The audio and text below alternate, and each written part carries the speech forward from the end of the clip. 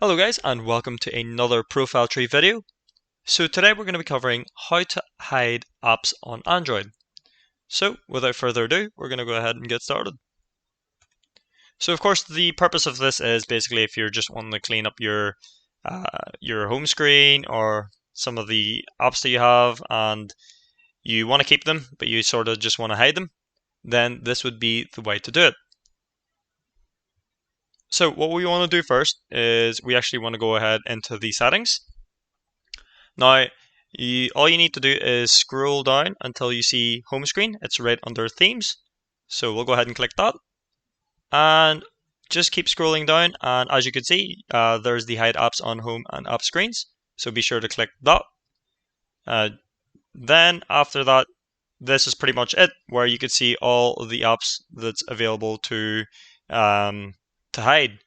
So as you can see, I've got ones there for Bixby, Boots, calculator, calendar, Call of Duty, Disney Plus, Domino's, Discord, the whole lot pretty much for all the apps. Now, if I do want to get rid of them, all I would need to do is just tap on it.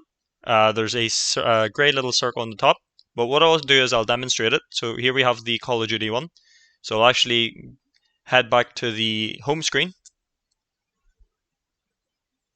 And as you can see, we've got Call of Duty. It's just right beside Value Cabs there. So we'll go back into the settings. We'll go back to the home.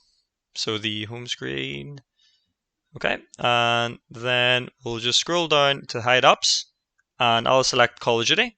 And as you can see, it's hidden apps. And now I'll show you us going back to the home screen. And then I'll just swipe it over. And as you can see, the Call of Duty is now completely hidden.